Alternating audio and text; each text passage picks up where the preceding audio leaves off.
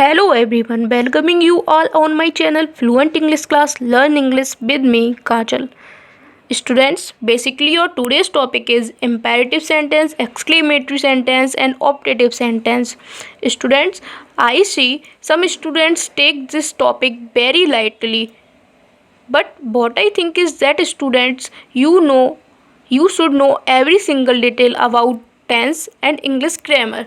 So today I will tell you about imperative sentence, exclamatory sentence and optative sentence. So students, your first topic is imperative sentence. Students, before starting the video, I want to tell you one more thing, that I uploaded many videos on my YouTube channel and you can see I made all videos in Hindi and English both. Students, my motive is not showing you my abilities. My motive is just simple, to teach you simple and better English and make you all capable for speaking English. Students, I am doing a lot of labor for making videos, so please support my channel and learn with me in a simple and better way. Students, I will tell you about imperative sentence. Students, किसी भी sentence बनाने के लिए सबसे ज़्यादा important बात यह है कि हम उसको आइडेंटिफाई कर लें कि ये सेंटेंस आपका दिया किस में है, इम्पेरेटिव में दिया है, एक्सक्लेमेटरी में दिया है या ऑप्टेटिव में दिया है. सो स्टूडेंट, फर्स्टली उसको आइडेंटिफाई करना वेरी इंपॉर्टेंट है. सो रूल नंबर फर्स्ट देखिए. Rule number first, imperative sentence makes sense to ask someone to do something. Students, imperative sentence आपके किसी से किसी कार्य को करने का बोध कराते हैं, like order, command, request, advice, etc. Now rule number 2 students, subject is hide in these sentences. Students, imperative sentence में आपका subject जो है वो hide रहता है, like you आपका हाइड रहेगा, तुम या आप जो भी होगा आपका हाइड ही रहेगा. आपको सब्जेक्ट अपने सेंस से यूज करके ही लगाना होगा. Rule number 3, in this sentences verb remains in first form. Students, in sentences में आपकी वर्ब जो होती है वो अपनी बेस फॉर्म में रहती है, मीन्स फर्स्ट फॉर्म में रहती है. When while translating it right before the statement. Student, ये आपकी सेंटेंस से पहले लिखी जाती है ट्रांसलेटिंग के टाइम पे. Rule number 4, if vocative case is in sentence, it can be right in start or end. Students, अगर आपके किसी भी सेंटेंस में vocative case लाइक नाउन है तो वो सेंटेंस के स्टार्ट में भी लगाया जा सकता है और सेंटेंस के एंड में भी लगाया जा सकता है. Rule number 5, use let for suggestions. Students, अगर आपको किसी भी आपके हिंदी सेंटेंस में सजेशन दिया जा रहा है तो आपको लेट का यूज करना होगा. ये आपके इम्पेरेटिव सेंटेंस बनाने के रूल्स हो गए. स्टूडेंट्स, 5 रूल्स पे मैंने आपको इम्पेरेटिव सेंटेंस बता दिया है. Now I will tell you about examples of imperative sentence. Students, now example of imperative sentence. First example, shut the window. Students, in this sentence your order is given. Second sentence, show me your book. In this sentence your command is given. Third sentence, please lend me 15 rays.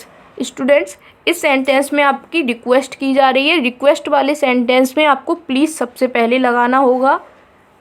Please का use आप sentence के starting में करेंगे जिसमें request की जा रही है. ना fourth example is of your vocative case. Mohan stand up on the bench. यहाँ पे कॉमा होगा, ई होगी, मिस्टेक है थोड़ी सी. Mohan stand up on the bench, ये आपका वोकेटिव केस का सेंटेंस है जिसमें आपका मोहन जो है वोकेटिव केस है. मैंने आपको बताया था वोकेटिव केस का यूज हम सेंटेंस के स्टार्टिंग में भी कर सकते हैं और एंडिंग में भी कर सकते हैं. देखिए 2 टाइप से बन सकता है ये. Stand up on the bench Mohan and Mohan stand up on the bench. Fifth sentence, let him go home. Students, मैंने आपको बताया था रूल नंबर 5 में जिस सेंटेंस में सजेशन दिया जा रहा है उसमें हम लेट का यूज करेंगे. तो मैंने इसमें इसलिए लेट सबसे पहले लगाया है क्योंकि ऑब्वियसली हमको दिख रहा है सजेशन सेंटेंस है तो लेट का यूज हमने किया है इस तरीके से. Now students, next topic is exclamatory sentences. Your rule number first for exclamatory sentence, these sentences make sense of happiness, sorrow, surprise etcetera. Students, exclamatory sentence आपके खुशी, दुख और आश्चर्य का बोध कराते हैं। Rule number second, in these sentences how and how much shows the excess. Students, ये सेंटेंस में अगर आपके हाउ और हाउ मच आया है तो ये हमें अधिकता का बोध कराता है। Rule number three, in some sentences how and what are used. Students, कुछ सेंटेंसेस में आपके हाउ और व्हाट भी यूज करे जाते हैं एक्सक्लेमेटरी सेंटेंस में। Rule number four, exclamation sign in the end. Students, exclamation sign का एंड होता है कुछ सेंटेंसेस एक्सक्लेमेशन साइन का यूज होता है कुछ सेंटेंस के एंड में। Rule number five, use exclamation sign after interjection alas ah hurrah. Students, अगर आपको किसी भी सेंटेंस में इंटरजेक्शन वर्ड दिया हुआ है like alas ah and hurray, तो जस्ट उसके बाद आपको एक्सक्लेमेशन साइन का यूज करना है। ऐसा नहीं है मैंने बता दिया कि आपको एक्सक्लेमेशन साइन का यूज एंड में करना है तो आप हमेशा ही एंड में करेंगे, नहीं, ऐसा बिल्कुल भी नहीं करना है। अगर आपको कहीं पे इंटरजेक्शन वर्ड दिख रहा है तो आपको इंटरजेक्शन वर्ड के बाद इसका यूज करना होगा। एग्जाम्पल से समझिए। फर्स्ट एग्जाम्पल, वह कितना कमज़ोर है। सी स्टूडेंट्स, इसमें कितना शब्द आया हुआ है, मीन्स अधिकता का बोध हो रहा है, तो हम हाउ लगाएंगे, how big he is and exclamation sign. Second example, आहा हम सब पास हो गए। देखिए इसको कैसे बनाएंगे, आहा आपका इंटरजेक्शन है, इसके जस्ट बाद हमने एक्सक्लेमेशन साइन लगाया है, ऑल ऑफ अस है पास्ट, और ये आपका exclamatory sentence. Now students, next topic is optative sentence. Learn about optative sentence, how to format optative sentence. Rule number first, these sentences shows blessing, wish, pray to God। Students, optative sentence आपके blessing, wish और God को pray को बोध कराते हैं।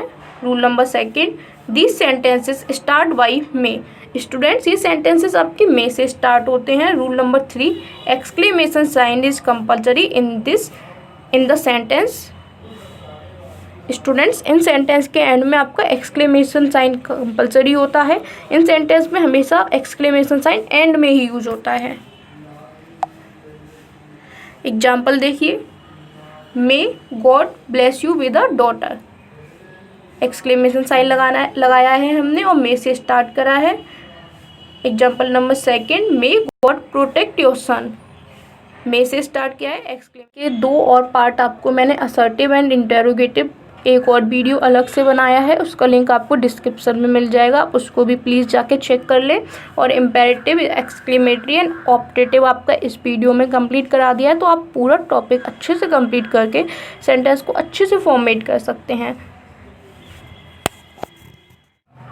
Students, one more thing, as you can see all my teaching way is just straightforward and very simple.